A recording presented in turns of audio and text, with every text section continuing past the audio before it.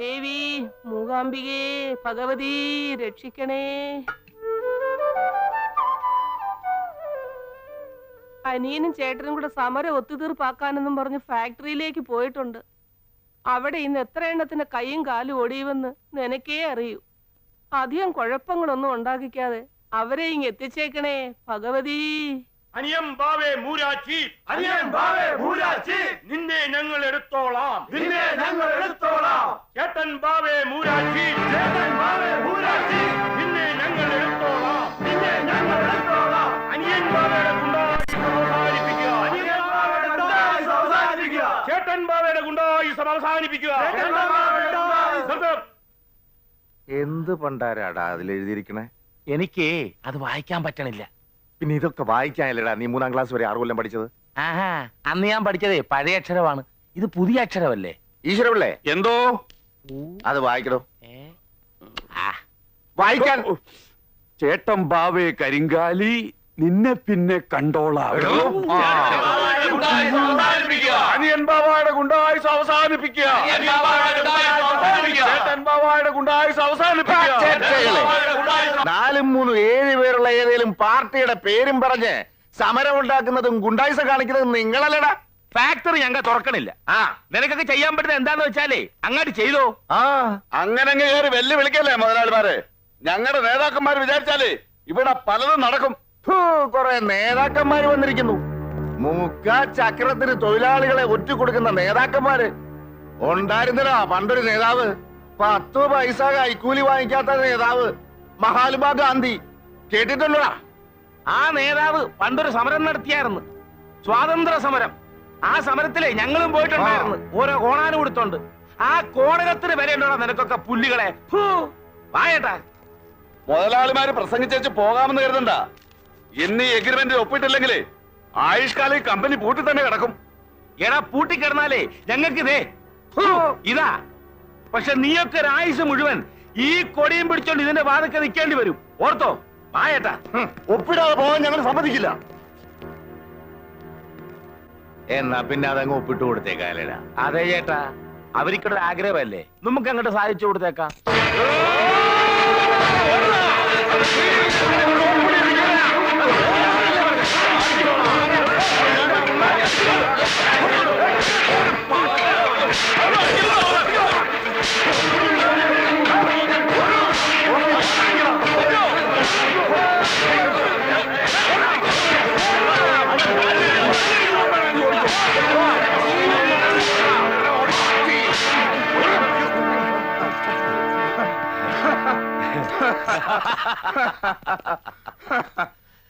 നിങ്ങൾ എന്തിനാ കരഞ്ഞു വിളിച്ചോണ്ട് വന്നത്? 4 മുദ്രാവാക്യം വിളിച്ചോണ്ട് വരാമായിരുന്നില്ലേ? നിന്റെയൊക്കെ കെട്ടിയമ്മമാരുടെ ഗുണവധികാരം കൊണ്ടല്ലേ ഫാക്ടറി പൂട്ടിയത്.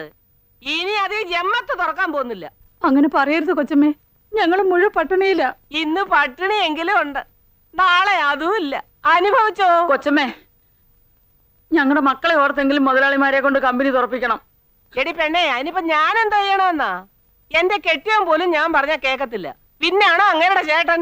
മക്കള് പറഞ്ഞ മുതലാളിമാര് കേക്കും, അത് ഞങ്ങക്ക് ഉറപ്പാ. ഓഹോ. അമ്മുവേ, എടി മാളു, ഒന്നിങ്ങന്നെ.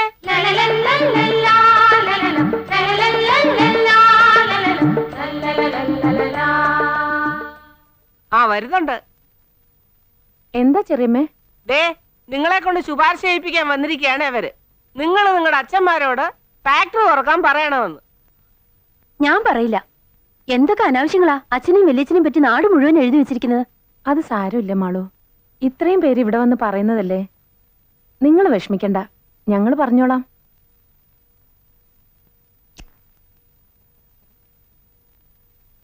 ദേ, ചേട്ടൻ ബാവയുടെ മോള് അമ്മു വാക്ക് കൊടുത്തതാ. അച്ഛൻ വാശി പിടിച്ചാ എനിക്ക് ഈ നാട്ടില് തല ഉയർത്തി നടക്കാൻ പറ്റാണ്ടാവും. പെങ്കൊച്ചുങ്ങള് തലയിത്തിരി കുമ്പിട്ട് നടക്കണതാ നല്ലത്. ഇമാതിരി വലിയ കാര്യങ്ങളില് മോള് തലയിടണ്ട. അച്ഛൻ എപ്പോഴും പറയാറില്ലേ പഴയതൊന്നും മറക്കരുതെന്ന്. ആ പാവങ്ങള് അധ്വാനിക്കുന്നതിന്റെ ഫലമല്ലേ നമ്മളീ അനുഭവിക്കുന്നേ. എന്തോ? ഓ, ഒരു അധ്വാനക്കാര്. എടി, അധ്വാനിച്ചിരുന്നു. ഞാനും എന്റെ അനിയനും പണ്ട് അധ്വാനിച്ചിരുന്നു ഒരുപാട്. അന്ന് ഞാനും അവനും ഓരോ തൂമ്പയും എടുത്തോണ്ട് സൂര്യൻ ഉദിക്കുന്നതിന് മുമ്പേ പാടത്തിറങ്ങിയ അസ്തമിച്ച പിന്നെ കേറണേ. അതിന് കൂലി എത്രയാണെന്ന് മക്കൾക്കറിയാവാ? 8 അണയും 2 നേരത്തെ കഞ്ഞിയും. കഞ്ഞി എന്ന് പറഞ്ഞാ പിഞ്ഞാണത്തിലൊന്നുമല്ല തരണത്. മുറ്റത്ത് 2 കുഴി കുത്തി അത് 2 ഇലയും വെച്ച് അതിലാ ഒഴിച്ചു തരണത്. ആ കഞ്ഞിയിലെല്ലാം ഒതുക്കി ആ 8 അണ ഞങ്ങൾ മിച്ചം പിടിക്കുമായിരുന്നു. ആദ്യം തുടങ്ങിയതാടി, അവിടുന്ന് ഉണ്ടാക്കിയതാടി ഇതെല്ലാം. അതേടി, ഒറ്റ ചങ്കും കരളുമായിട്ട് നിന്ന് ഞങ്ങ ഉണ്ടാക്കിയത് ഇത് മുഴുവൻ. ഇതൊന്നും ഒരുത്തന് മുമ്പിൽ ഞങ്ങ അടിയറവ് വെക്കൂല, ഒരുത്തന് മുമ്പിൽ തോക്കേയില്ല. തോക്കാൻ ഞങ്ങ പഠിച്ചിട്ടില്ലടി പെണ്ണേ. ഇങ്ങനെ വീമ്പ് പറയുന്നതിന് മുമ്പ് അച്ഛൻ ഒരു കാര്യം ഓർക്കണം. എല്ലാ സ്ഥാപനങ്ങളും അടച്ചുപൂട്ടിയാ നിങ്ങൾ ജയിക്കുമെന്നാണോ വിചാരം? സത്യം പറഞ്ഞ ഓരോ സ്ഥാപനങ്ങളായിട്ട് അടച്ചു പൂട്ടിച്ച് എല്ലാരും കൂടി അച്ഛനെയും വല്യച്ഛനെയും തോൽപ്പിക്കുക. ദേ, അച്ഛന്റെ പുന്നാരി മോളായി പറയുന്നത്. മോള് പറഞ്ഞ അച്ഛൻ കേൾക്കുമെന്ന് എനിക്കറിയാം. ആ ഫാക്ടറി അങ്ങ് തുറന്നേക്ക്. എടാ കുഞ്ഞാ, എന്തോ കമ്പനി തുറക്കണമെന്ന് അവക്ക് ഒരേ നിർബന്ധം. ഇവളും അത് തന്നെയാണ് പറയണത്. ഇത്രയും നേരം തലക്ക് വെളിവ് വന്നിട്ടില്ല.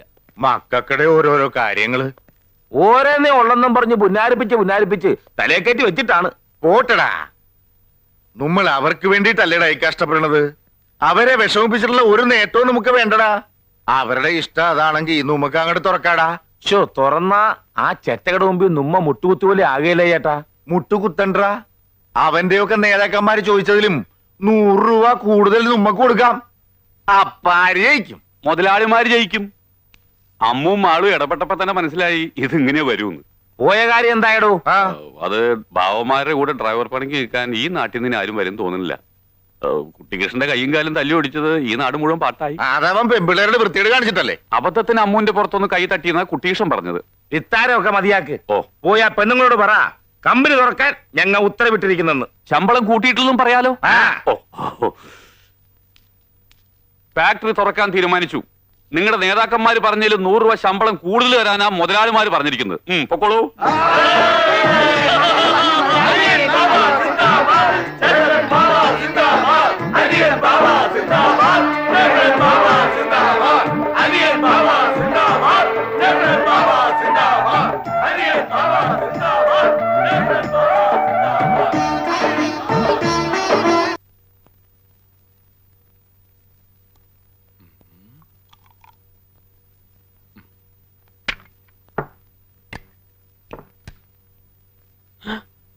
അയ്യോ, തീർന്നോ?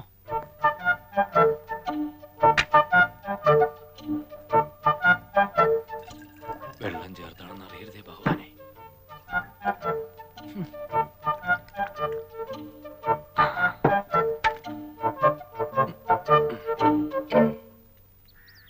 അമ്മൂമ്മേ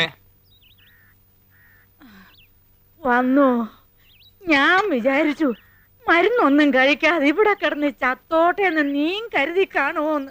ഓ, എന്റെ അമ്മൂമ്മ കാശ് കയ്യില്ലാത്ത നേരെ ചാകണ കാര്യം മാത്രം പറയാതെ. അതെന്താടാ, ഞങ്ങള് ചത്ത ശവദാഹം നടത്താനുള്ള കാശ് പോലും ഇല്ലേ നിന്റെ കയ്യില്? ഉണ്ട്, നിലവറയ്ക്കകത്ത് പൂഴ്ത്തി വെച്ചിരിക്കല്ലേ. എന്റെ മക്കളെ, അതിന്ന് കുറച്ചെടുത്ത് ചെലവാക്കണം. കാലത്ത് തന്നെ എന്റെ കൺട്രോൾ കളയരുത്. ഇതോട് കഴിച്ചേ, പിടിക്കും. എത്ര വലിയ തറവാട്ടി ജനിച്ചവളാ ഞാൻ. ചന്ദനമുട്ടി വെച്ച് ദഹിപ്പിക്കേണ്ട ദേഹമായി ഇത്. എന്നിട്ടിപ്പൊ പറയണത് കേട്ടില്ലേ? അമ്മൂമ്മേ, കാലത്തെ ഇരുന്ന് ഫ്ലാഷ് ബാക്ക് പറയാതെ അത് അകത്താക്കാൻ നോക്ക്. എനിക്ക് ആണുങ്ങളുടെ വാടി പോകാനുള്ളതാ. പ്രേമേന്ദ്ര, എന്റെ ഗുളിക തീർന്നോ മക്കളെ? ഉണ്ടെങ്കിൽ 2 എണ്ണം കുടിഞ്ഞതാ. ഇത് പഞ്ചാരമിട്ടാ എല്ലാം വലിച്ചു വരി തിന്നാൻ ഹോമിയോ മരുന്നാ. അച്ഛാ, അച്ഛാ, ഇങ്ങനെ കിടന്ന് ഉറങ്ങരുന്ന് വൈദ്യര് പറഞ്ഞിട്ടില്ലേ? പിന്നെ എങ്ങനെ കിടന്നുറങ്ങണമെന്ന് അയാൾ പറഞ്ഞത്? ഇത്രയും നേരം ഉറങ്ങിയതല്ലേ, ഇനി അല്പം റെസ്റ്റ് എടുത്തിട്ട് കിടന്നുറങ്ങാം.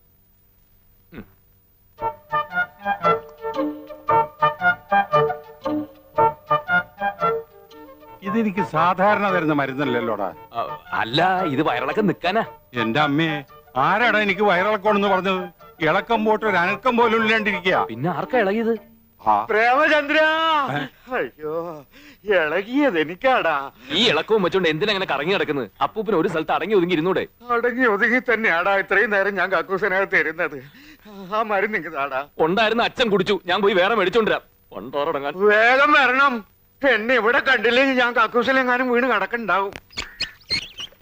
വേഗം എന്തെങ്കിലും തന്നേ, ഞാൻ വൈദ്യശാല വരെ ഒന്ന് പോവാ. ഇപ്പൊ തരാം മോനെ, കഞ്ഞി ഇപ്പൊ ആവും. കഞ്ഞിയോ? പലഹാരം ഒന്നും ഉണ്ടാക്കില്ലേ? പ്രേമേട്ടൻ ഇങ്ങനെ ഓരോന്ന് പറഞ്ഞു. അമ്മ ഇപ്പൊ തുടങ്ങും. പണ്ട് ആനയും കുതിരയും ഒക്കെ ഉണ്ടായിരുന്ന കഥ പറഞ്ഞ കരയാൻ. അതൊക്കെ അങ്ങോട്ട് മറക്കാൻ പറ്റുമോ? എങ്ങനെ കഴിയേണ്ട കുട്ടികളാ നിങ്ങള്. ഇപ്പൊ കണ്ടില്ലേ, ഒരു നേരം പോലും വായ്ക്ക് രുചിയുള്ള ആഹാരം കഴിക്കാതെ. അയ്യേ, അപ്പോഴേക്കും കരഞ്ഞോ? ഞാനൊരു ഉഗ്രം തമാശ പറഞ്ഞല്ലേ. പലഹാരം കേൾക്കുമ്പോ അമ്മ പൊട്ടിച്ചിരിക്കുന്നല്ലേ ഞാൻ കരുതിയത്. ഇങ്ങോട്ട് നോക്കിയേ, ഇതൊക്കെ മാറും അമ്മേ. എനിക്കൊരു ഉഗ്രം ജോലി കിട്ടട്ടെ, പിന്നെ അമ്മ നോക്കിക്കോ. നമുക്ക് താമസിക്കാൻ വലിയൊരു ബംഗ്ലാവ്, അമ്മയ്ക്ക് അമ്പലത്തിൽ പോവാൻ കാറ്, കഴിക്കാനാണെങ്കിൽ 3 നേരം പലഹാരവും. അതൊന്നും വേണ്ട. മരിക്കണേന് മുന്നേ ഒരു ദിവസമെങ്കിലും നമ്മുടെ തറവാട്ടിലൊന്ന് കഴിയാൻ പറ്റിയാ മതിയായിരുന്നു.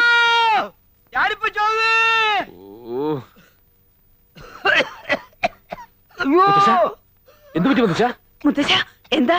എന്തു പറ്റി? വലിക്കാൻ പറ്റുന്നില്ല. ഈ പണ്ടാറപ്പ് വലിച്ചില്ലെങ്കിൽ എന്താ? അതല്ല, ശ്വാസം വലിക്കാൻ പറ്റുന്നില്ല. നീ പോയിന്ന് വൈദ്യരെ വിളിച്ചോണ്ട് വാ.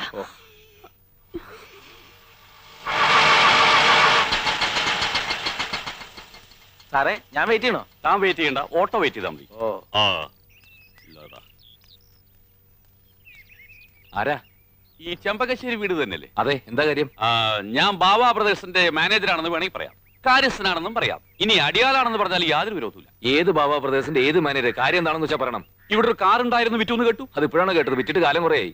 അതിന്റെ ഡ്രൈവർ ഫ്രീ ആണെങ്കിൽ ഒരു ജോലി ഞാൻ കൊടുക്കാം. അതിന് താൻ ബുദ്ധിമുട്ടൊന്നുമില്ല. കാറ് വാങ്ങിയതാ ഡ്രൈവർ തന്നെയാ.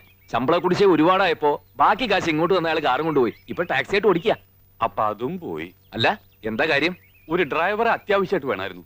നല്ല കുടുംബത്തിൽ നിന്ന ആളാവുമ്പോ ധൈര്യമായിട്ട് നിർത്താലോ എന്ന് കരുതി. വേറെ നോക്കാം. ഹലോ, ഒരു മിനിറ്റ് ഒന്നിങ്ങൊന്നേ. നമ്മളാരാന്നാ പറഞ്ഞേ? നമ്മളാരാണെന്ന് അറിയില്ല, ഞാൻ ഈശ്വരപിള്ള. അല്ല, ഈ ഡ്രൈവർ ജോലി എന്ന് പറയുമ്പോ സ്ഥിരമായിട്ടോ അതോ താൽക്കാലികമായിട്ടോ? തീരായിട്ട് വേണമെങ്കിൽ തലമുറയായി കൈമാറി ജോലി ചെയ്യാം. എന്ത് കിട്ടും? അസല് നല്ല കിട്ടും. അല്ല, ശമ്പളത്തിന്റെ കാര്യല്ലേ, നല്ല ശമ്പളം കിട്ടും. അതുകൊണ്ടൊരു കുടുംബത്തിന് സുഖമായിട്ട് കഴിയാം. ശമ്പളം കൃത്യമായിട്ട് കിട്ടുമല്ലോ അല്ലേ? നല്ല കഥയായി. ശമ്പളം മാത്രമല്ല, വേറെ പലതും കിട്ടും. ഓ, ഒരാളുണ്ട്, നല്ല കുടുംബത്തിൽ ജനിച്ചയാളാ, ബികോം വരെ പഠിച്ചിട്ടുണ്ട്. അതാണ് പ്രശ്നം. അല്ല, 7ാം ക്ലാസ്സോ 8ാം ക്ലാസ്സോ ആണെങ്കിൽ പ്രശ്നമില്ലായിരുന്നു. വലിയ വിദ്യാഭ്യാസമുള്ളവരും നല്ല കുടുംബത്തിൽ പറഞ്ഞവരും മുതലാളിമാർക്ക് ഇഷ്ടമല്ല. എങ്കിൽ ബികോം വരെ പഠിച്ചിട്ടുണ്ടോന്നൊന്നും പറയണ്ട. വല്ല 10ാം ക്ലാസ്സിൽ 3 or 4 കൊല്ലം തോറ്റാണെന്ന് പറഞ്ഞാൽ മതി. വലിയ കുടുംബത്തിലാണെന്നും പറയണ്ട. വല്ല ഓവർ ബ്രിഡ്ജിനടിയിലാണ് താമസം എന്ന് പറഞ്ഞോ. എങ്ങനെയെങ്കിലും ജോലി കിട്ടിയ ഉപകാരമായി. ആളാരാണെന്ന് പറഞ്ഞില്ലല്ലോ. ഈ ഞാൻ തന്നെ. ശ്രമിച്ചു നോക്കാം. മുതലാളിമാരെ അങ്ങനെ അങ്ങോട്ട് പറഞ്ഞ് വിശ്വസിപ്പിക്കാൻ ബുദ്ധിമുട്ടാ. പ്ലീസ്, ഈ ജോലി എനിക്ക് എന്നെ വാങ്ങിത്തരണം. ഇവിടെ അത്രയ്ക്ക് ബുദ്ധിമുട്ടാ.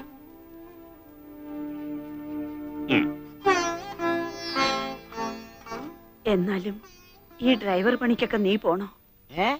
ഡ്രൈവറോ മാനേജർ എന്നല്ലേടാ നീ പറഞ്ഞത്? അപ്പൂപ്പ, അത് പിന്നെ മാനേജർ തന്നെ.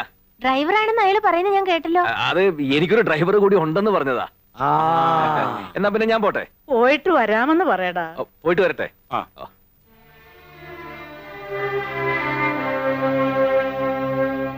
പറ്റടി.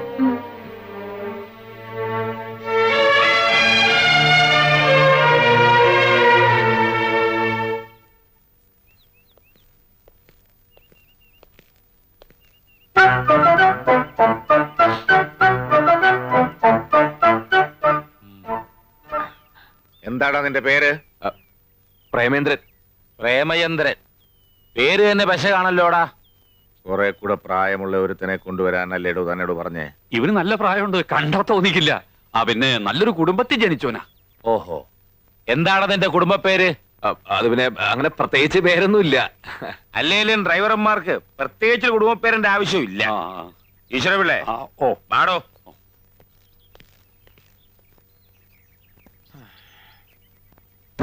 നല്ല പക്വതയും പ്രായമുള്ള ഒരുത്തിനെ കൊണ്ടുവരാൻ പറഞ്ഞിട്ട് പ്രേമനസിനെ ഒരുത്തിനെ അവിടെ കൊണ്ടുവന്നിരിക്കണേ.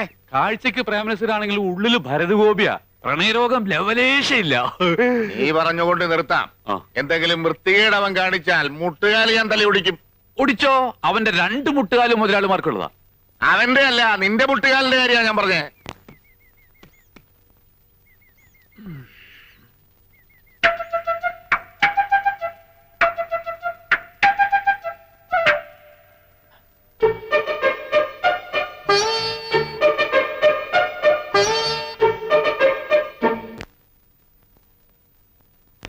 മര്യാദയ്ക്ക് നിന്നില്ലെങ്കിൽ നിന്റെ കാല് ഞാൻ തല്ലി ഒടിക്കും.